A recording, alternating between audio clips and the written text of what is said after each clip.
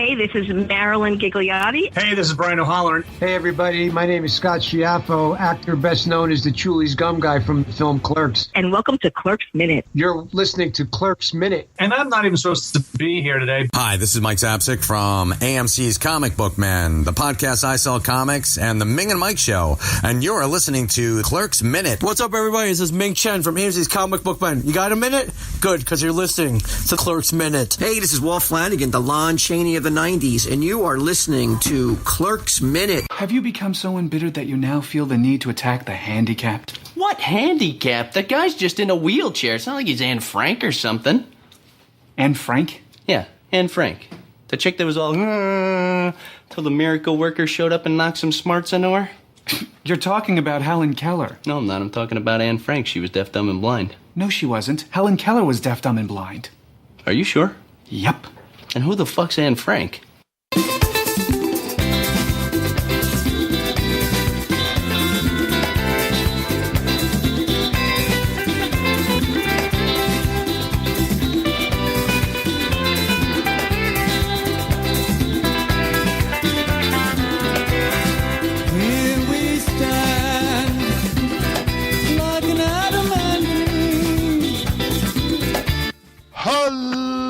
And welcome back to Clerks Minute, the show where we're looking back at the 2006 Kevin Smith sequel to really uncomfortable special needs impersonations at a time. I'm Blake. I'm Kyle. And I'm Kurt. Hi, everybody. Yes, we got Kurt Hoffman back for the second season.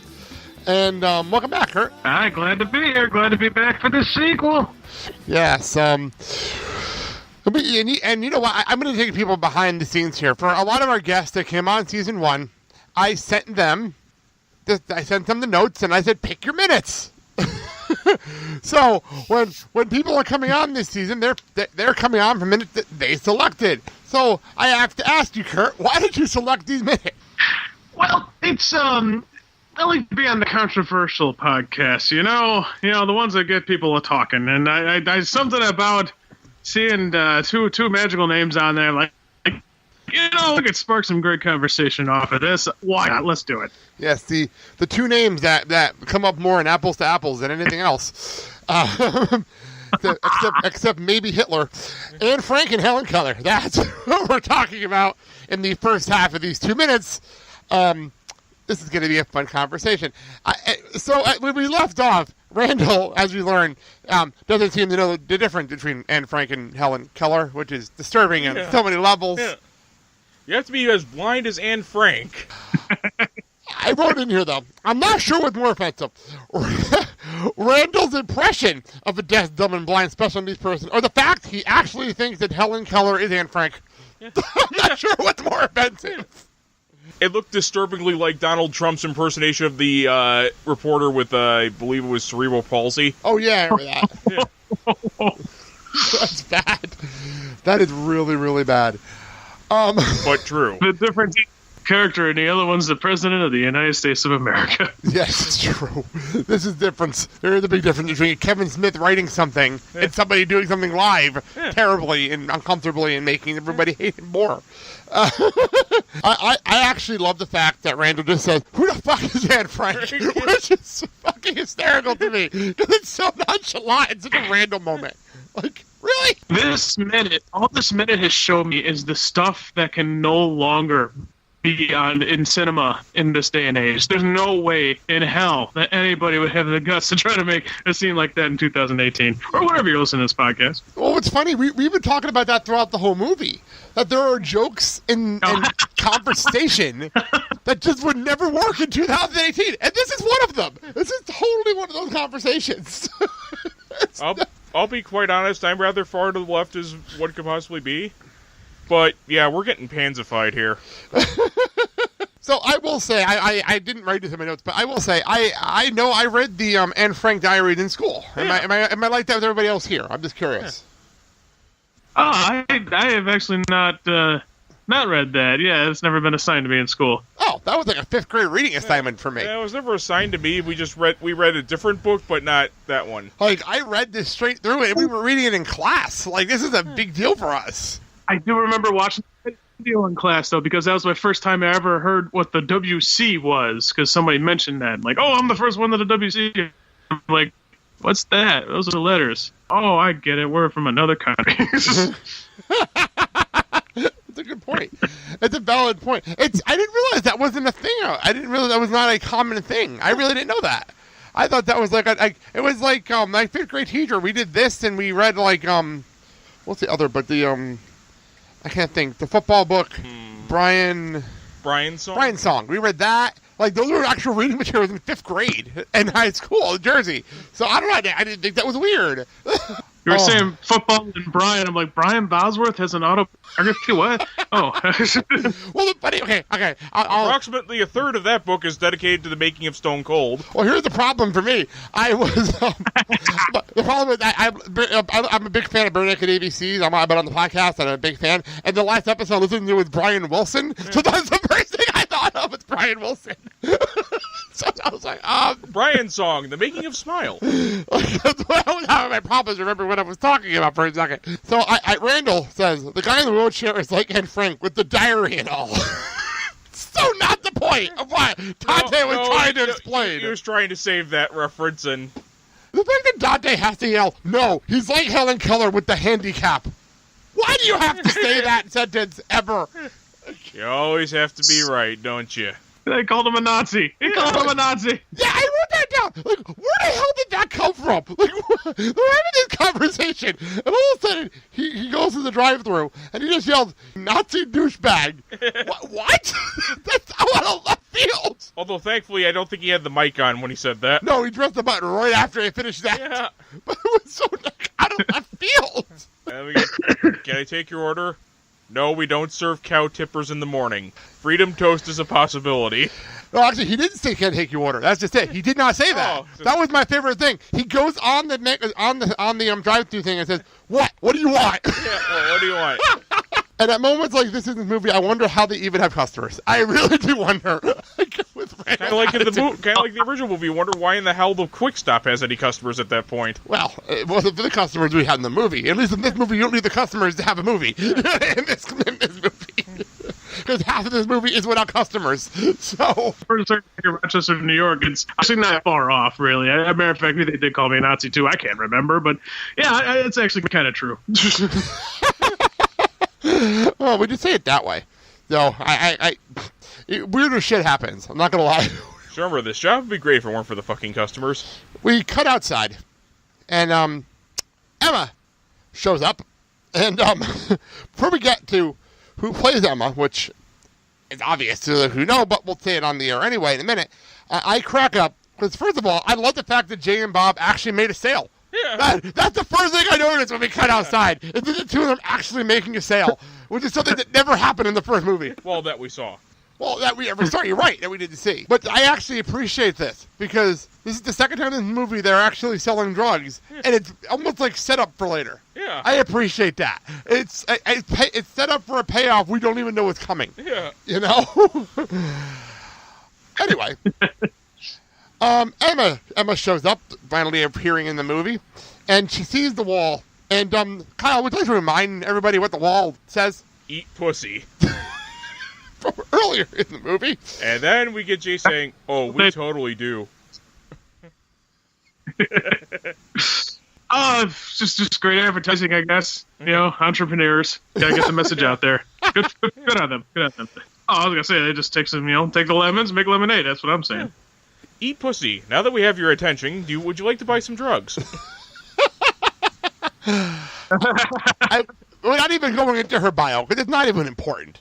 Who is playing Emma in this movie? Jennifer Schwalbach-Smith. Which is it's hysterical. This is the only, I think, if I looked this up, this is the only Jewish universe movie she's in. Yeah. And that's pretty cool. That he brought her into this movie as a massive lead. Well, then again, that also helps when you're sleeping with the director. Yeah, but she wasn't in like Jay and Silent Bob Strike Back or anything. And they were together then. So maybe it's because of the low opinion she has of New Jersey. True, and we'll get to that. We'll get to that in later minutes. Kurt, what were your thoughts when you saw that Jennifer Schwalbach, Kevin Smith's wife, is in this movie? I just, Just like, yeah, makes sense. Makes a lot of sense. He knows how to cast. And it's funny because we're going to be talking about it in a minute. He actually is going to be filming her making out with Randal Halloran in a little while. We'll get there. We will get there. So we get inside. Emma walks in, and before she even approaches the counter, I just wrote down some notes here. Okay, it's a breakfast order. Okay, I want to make that note. What the hell is in this order that was $12.64 and it's one person? Yeah. What the fuck is in this order? I was gonna say probably 16 orders of Freedom Toast and a couple of the breakfast sandwiches. A lot of calories. That's all I know. Yeah, I didn't understand it because we looked at the prices a couple episodes ago and they were not that high. Like that's a lot of fucking food for one person to be ordering. Period. In general. I'm driving through. But it wasn't a drive-through order, number one, and I'm going to hit you if you were not that far away from me from the microphone. If our microphone goes too close, we get that weird, feedback sound. This is where the uncomfortable making out begins. Emma jumps over the counter and grabs Dante and starts kissing him. Just lay back and think of England. I must say something. I've been to many a fast food restaurant, many a supermarket. I used to hang out at supermarkets with my friends because they work there a lot. Never have I ever been somewhere where a friend of mine got grabbed by his girlfriend or significant other and started making out in public like this. Ever. Kurt, anyone you know that has ever happened to? Oh, that's a big negative over here. I've never seen such a thing happen. No, I got a friend that's been working at and still works at Burger King. No such stories ever came out of that man's mouth. I can tell you that. I can tell you a story without names. I know a friend of mine. I'm not going to say names because I'm not sure who's listening to the show and I don't want him to yell at me.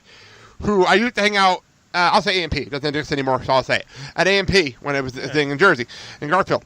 And he told me a story once that he brought a chick behind the dairy area where we used to hang out and have our meetings. And they fucked. I'll give you a hint. That's not milk. I couldn't believe that story, but it happened. There you go.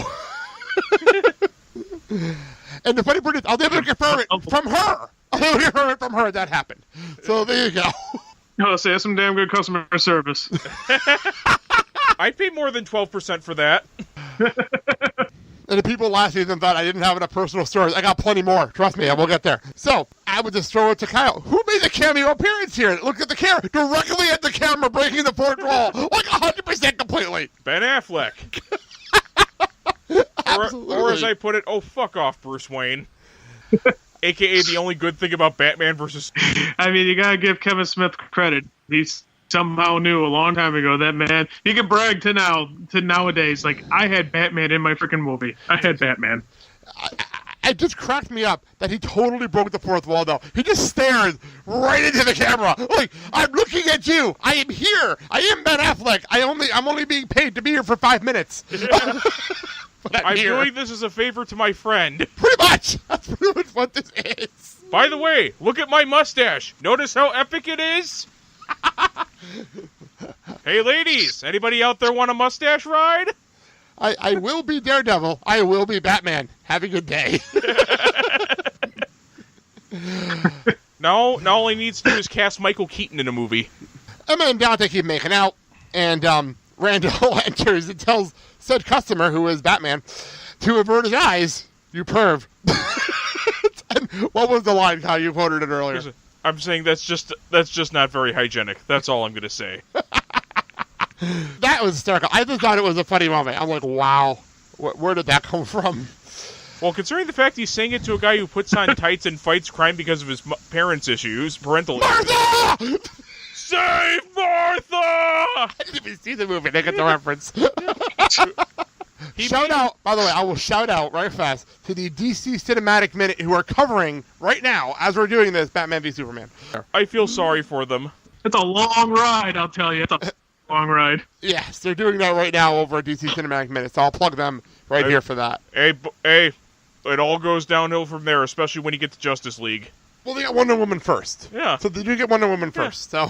Oh, so you actually get a nice breath of quality before you get to the true shit. I think they're doing... because they did, obviously they did, what was that? Man of Steel. Man of Steel. They're doing this one. And then the Suicide Squad is next. And then Wonder Woman? Yeah. So they have to do a Suicide Squad first. And then do Wonder Woman. And then go to Justice League. So let's say they go through shit, quality, and then shit. pretty much. That's pretty much it. Thank you, Warner Brothers, for getting our hopes up with Justice League and then taking a giant shit on it. So,